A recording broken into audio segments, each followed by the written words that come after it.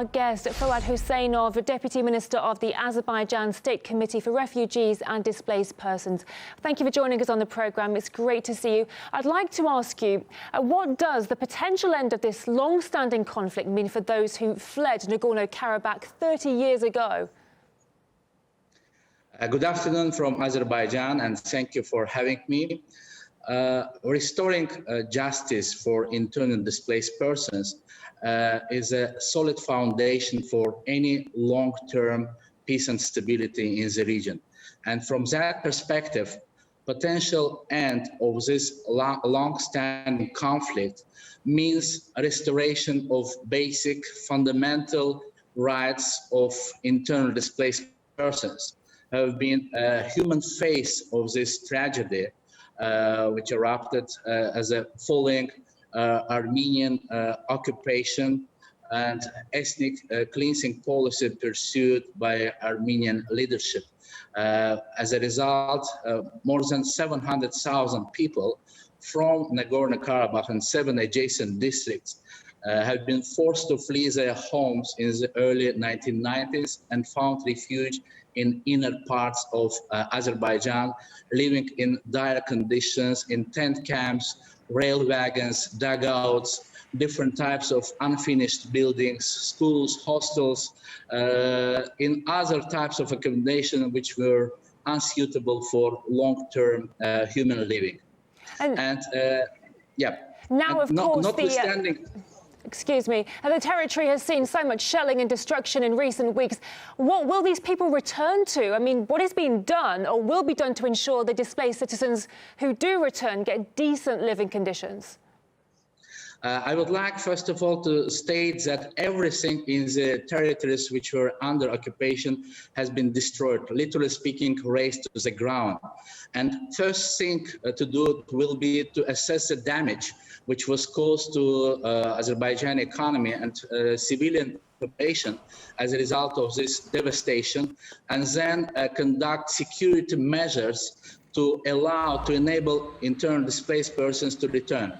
First, it's demining activities, clearing of soil, of military remnants, other chemicals, and only after that, rehabilitating and restoring infrastructure, connections, transportation, networks, and finally ending up with building residential areas so as to enable IDPs to exercise their fundamental right to return in safety and dignity. And we can see also now, even after a peace deal brokered by Russian Federation, how Armenians are leaving Kalbajar district, for instance. They're destroying everything, putting on fire all forests, killing animals, causing another ecological disaster and catastrophe in the region. We understand that the displaced Azeris are currently receiving financial support for their refugee status. Will they continue getting any social or financial aid when they return to Nagorno-Karabakh? Internally displaced persons in Azerbaijan are subject to different privileges and immunities, including monthly financial allowances from the state, which is meant to cover their basic food expenditures and utility fees. On top of that, IDPs are exempt from tuition fees upon admission to state universities, even on a paid basis, and these tuition fees are borne by the state on their behalf. This is in accordance with current national legislation on IDPs and refugees and social protection to them. But the government, the state authorities now will be defining, of course, new model, new legislation, which will reflect new realities after peace truce agreement brokered on the 10th of November. The situation is still largely seen as fragile despite the truce agreement. How accurate would you say that assessment is?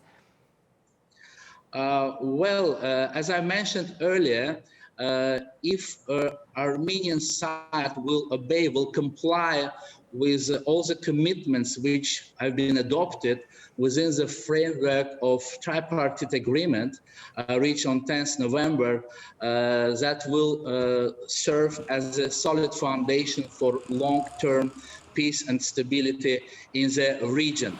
And we do hope that, this truce agreement will be sufficient tool to address any security precautions in the future. Currently, Armenians are leaving the territory that is being handed over to Azerbaijan.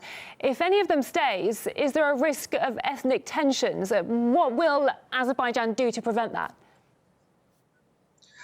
Well, as President of Azerbaijan stated on numerous occasions, Azerbaijanis have no problem in living side by side with Armenians. This takes place in Russian Federation, where there is a large community of both Armenians and Azerbaijanis living side by side in Georgia, in Ukraine, and other parts of the world. So why it shouldn't be possible to coexist for these both communities in former oblast of Nagorno-Karabakh? I think this is just artificially inflicted thing, and we are sure that as President of Azerbaijan, as a guarantor of peace and security for each and every citizen of the Republic of Azerbaijan, will ensure safety and security of Armenian community if they will wish, if they will desire to live in this part as citizens of Azerbaijan, complying with national legislation of the Republic of Azerbaijan. Fuad Huseynov, Deputy Minister of the Azerbaijan State Committee for Refugees and Displaced Persons, thank you very much for your time today. I thank you very much.